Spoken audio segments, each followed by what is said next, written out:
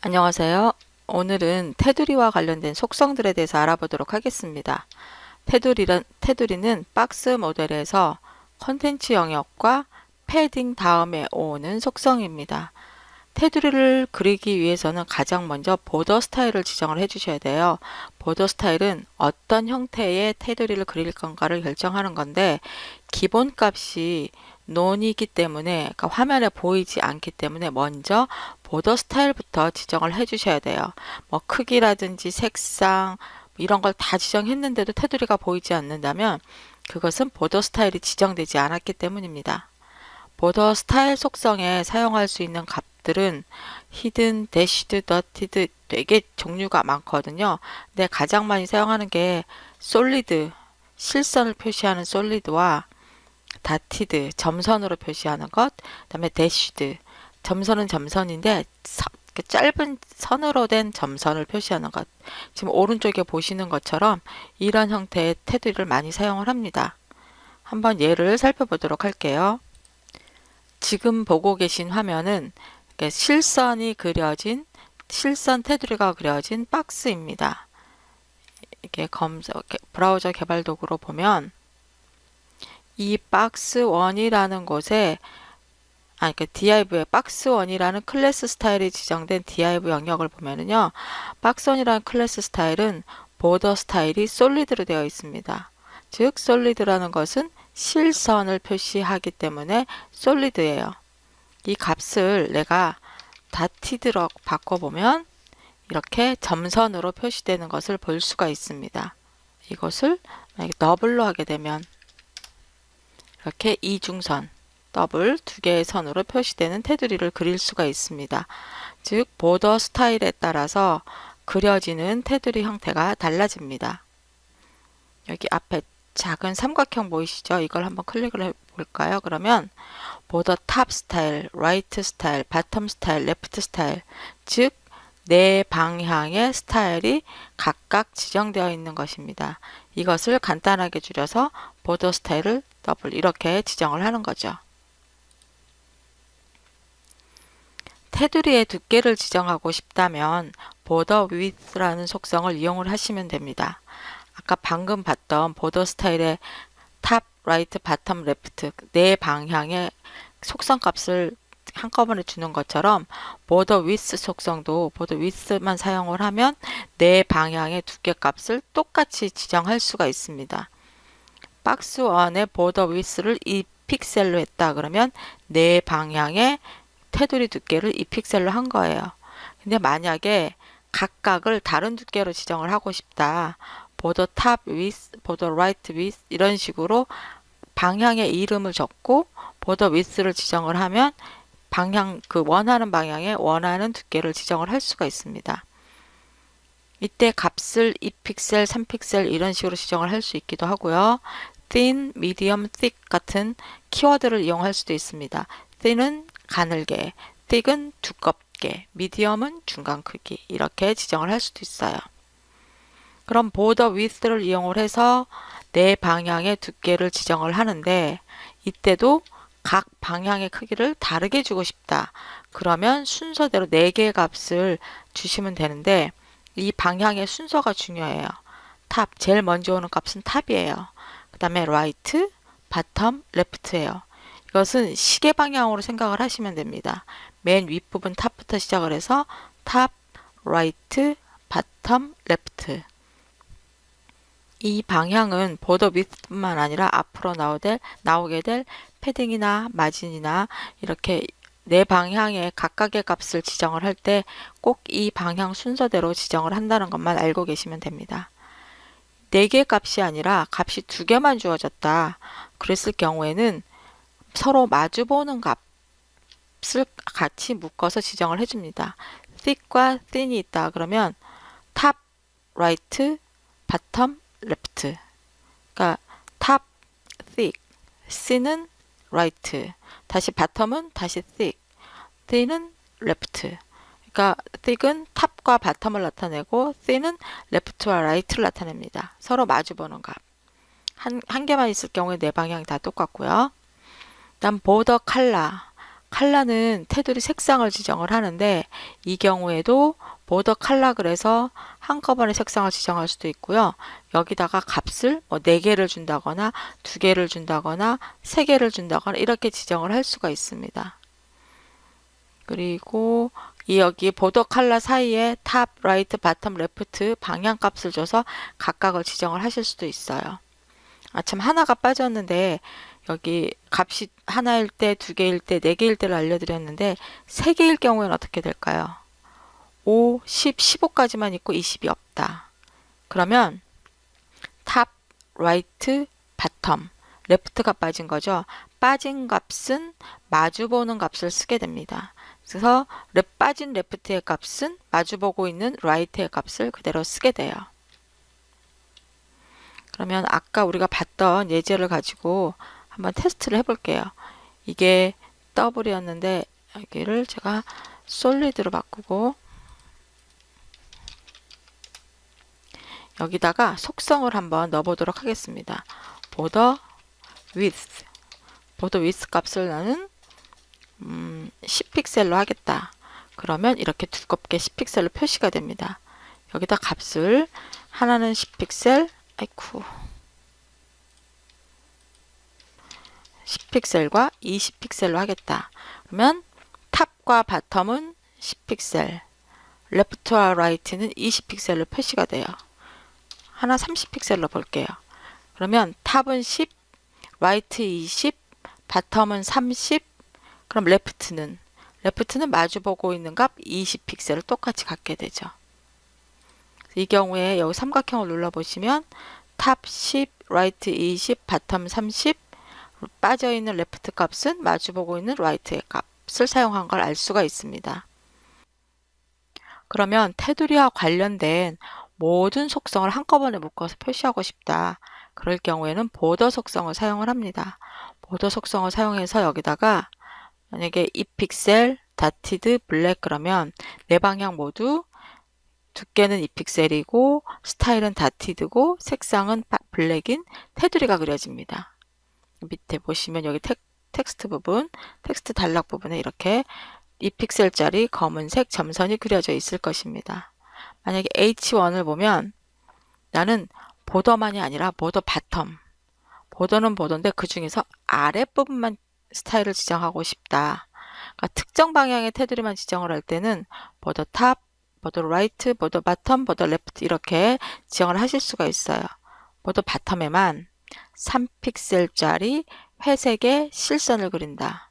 이렇게 해서 박스 모듈 밑에 3픽셀짜리 회색 실선이 그려진 것을 볼 수가 있습니다. 다음 CSS3에 와서 추가된 건데요. border radius라는 속성이 있습니다. border radius는 여태까지는 우리가 이렇게 직사각형을 그려왔는데 직사각형 말고 모서리가 둥글게 처리된 사각형을 그릴 수 있게 해줍니다. 예전에는 이 모서리가 둥근 사각형을 CSS로 지정을 할 수가 없었기 때문에 이미지로 만들어서 이걸 다 쪼개가지고 표에다 삽입을 해서 사용을 했어요. 그래서 혹시 표의 레이아웃이 틀어지게 되면 이 둥근 모서리 부분이 딱 맞지가 않아가지고 수정을 할 때 되게 애를 먹고 그랬었거든요. 근데 이제 CSS3에는 보더 레디어스 속성이 있어서 둥글게 처리하는 게 아주 쉽습니다. 이 속성을 한꺼번에 네 방향을 똑같이 지정하고 싶다면 보더 레디어스라고 지정을 하고 크기 값을 주시면 돼요. 이 크기 값은 이 테두리 안에 이 모서리 쪽에 원이 하나 있다라고 생각을 하고 그 원의 반지름 값을 주시면 됩니다. 이 R 값. 그것을 보더 레디어스에다 지정을 해주시면 되고요. 각각 네 군데 그 모서리 둥근 것을 다르게 처리하고 싶다, 적용하고 싶다 그러면 왼쪽은 탑 레프트, 오른쪽은 탑 라이트, 바텀 레프트, 바텀 라이트, 레프트, 바텀 라이트, 바텀 레프트 이런 식으로 보더와 레디어스 사이에 그 위치 값을 넣어주시면 돼요. 그러면 각 모서리마다 다르게 지정할 수도 있습니다.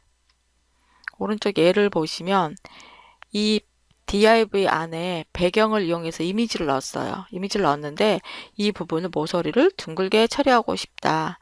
그러면 라운드라는 스타일을 이용해서 그 모서리를 정의를 했는데요. 보더 값은 2픽셀 솔리드 레드, 그러니까 빨간색의 2픽셀짜리 실선을 그리고 내 귀퉁이에 마치 20픽셀짜리 원이 들어간 것처럼 둥글게 처리를 한 것입니다. 모서리 부분을 마치 타원이 들어간 것처럼 지정을 할 수도 있어요. 이 타원이라는 것은 이렇게 원을 그려보면 가로 반지름과 세로 반지름이 다르거든요. 그래서 그 가로 반지름하고 세로 반지름을 함께 넣어주시면 되는데 가로 반지름을 먼저 쓰고 나중에 뒤에다가는 세로 반지름을 써주시면 됩니다. 예를 들어서 첫 번째 도형처럼 왼쪽 위에 모퉁이 부분에 가로는 100픽셀이고 세로는 20픽셀인 요만한 타원이 들어간 것처럼 표현을 하고 싶다. 그랬을 경우에 보더 탑 레프트 레디어스 가로 100픽셀, 세로 50픽셀짜리 이렇게 해주면 왼쪽 이 부분 이렇게 라운딩이 됩니다. 두 번째 같은 경우에는 여기 오른쪽 아래 모퉁이에 모서리 부분에 가로 50%, 세로 30%인 타원이 들어가 있는 것처럼 표현을 해줍니다. 이렇게 퍼센테이지 값을 쓸 때는 부모 요소의 크기를 기준으로 해서 50%, 30%를 계산을 합니다. 여기 탑 라이트 부분은 50픽셀, 50픽셀 앞에서 살펴봤던 보더 레디어스랑 똑같죠. 값이 하나만 있을 경우에는 가로 반지름과 세로 반지름이 같다. 그래서 정원이 들어간 것처럼 이렇게 라운딩을 해주게 됩니다. 오늘 마지막으로 살펴볼 속성은 박스 섀도우 속성입니다. 박스 섀도우 속성은 선택한 요소, 그 박스 모델에 그림자 효과를 추가하는 거예요. 그림자 효과를 추가할 때는 수평거리하고 수직거리를 이용을 해서 그림자 위치, 가로로 얼마만큼 떨어져 있고 세로로 얼마만큼 떨어져 있는지를 나타냅니다. 그러니까 수평거리와 수직거리는 필수 속성입니다. 다음 흐림 정도와 번짐 정도가 있는데 흐림 정도라는 것은 그림자 크기를 얼마만큼 크게 키우는지에 따라서 크게 키우게 되면 점점 흐려지게 되고 작게 만들면은 이게 점점 진해지겠죠. 그래서 이 크기와 함께 흐림 정도를 지정할 수가 있습니다. 다음에 번짐 정도는 이 그림자가 얼마만큼 뻗어나가나 얼마만큼 번져나가는가를 지정을 해주시면 돼요. 그러니까 이게 양수값 사용을 해서 그림자가 커지면 점점 밖으로 이렇게 번져나가게 되고요. 음수값을 사용하게 되면 약간 안으로 줄어들게 됩니다. 그다음에 색상은 그림자 색상을 지정을 해주시는 것이고, 그다음에 인셋은 이 박스 안에다가 안쪽 그림자를 넣어주게 됩니다.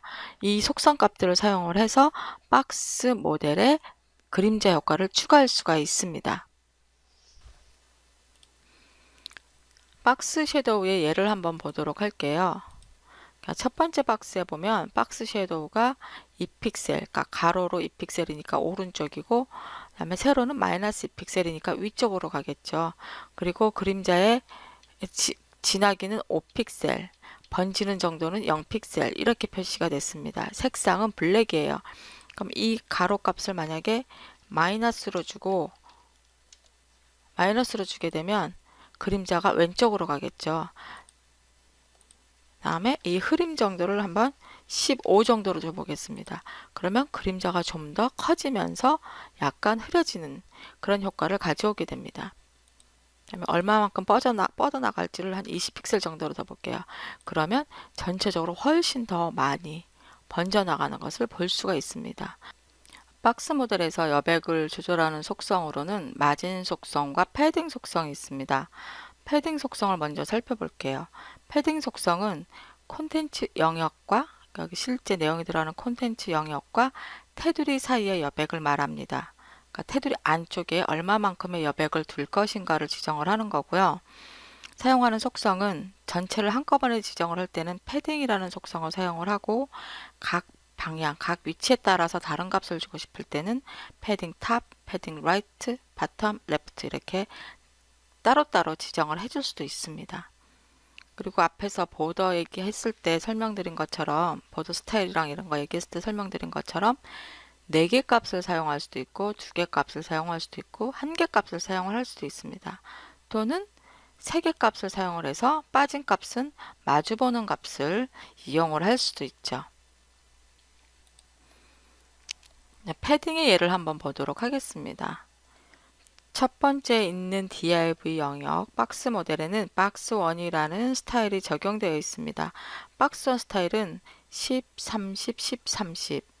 그러니까 위와 아래는 10픽셀만큼의 패딩이 있고 왼쪽과 오른쪽에는 30픽셀만큼의 패딩이 적용된 것입니다. 한번 컴퓨티드를 눌러서 확인을 해볼게요. 패딩이 위와 아래에는 10픽셀씩, 왼쪽과 오른쪽에는 30픽셀씩 적용된 것을 볼 수 있습니다. 그럼 두 번째 박스를 볼게요. 두 번째 박스는 박스2라는 클래스 스타일이 적용되어 있는데요. 얘는 10픽셀, 30픽셀 값 두 개만 지정을 했어요. 그럼 이 경우에는 여기 삼각형을 눌러보면 탑과 바텀에는 10픽셀, 라이트와 레프트에는 30픽셀이 적용된 것을 볼 수 있습니다. 컴퓨티드를 눌러보면 역시 그림상에서도 그것을 확인할 수가 있죠. 이렇게 박스 모델에 밖에 있는 테두리와 실제 콘텐츠 내용 사이의 여백, 이 부분은 패딩이라는 속성을 이용을 해서 지정을 해주시면 됩니다. 각 요소와 요소 사이에는 마진이라는 속성을 이용을 해서 그 여백을 조정을 해줍니다. 이 마진 여백도 마진이라는 속성을 이용을 해서 값을 한꺼번에 지정할 수도 있고요. 마진 탑, 마진 라이트처럼 마진 다음에 그 마진 값의 위치를 지정을 해주고 그 마진을 결정할 수도 있습니다. 그러니까 마진 값이 하나일 때, 두 개일 때, 세 개일 때, 네 개일 때, 이것은 이제 어느 정도 익숙해지셨죠? 보더나 패딩이나 이런 모든 것들이 다 값이 하나일 때부터 네 개일 때까지 적용되는 순서가 다르다는 거, 적용되는 방법을 꼭 기억해 두시기 바랍니다. 자, 오늘은 박스 모델하고 관련된 테두리와 마진, 패딩에 대해서 알아보았습니다. 감사합니다.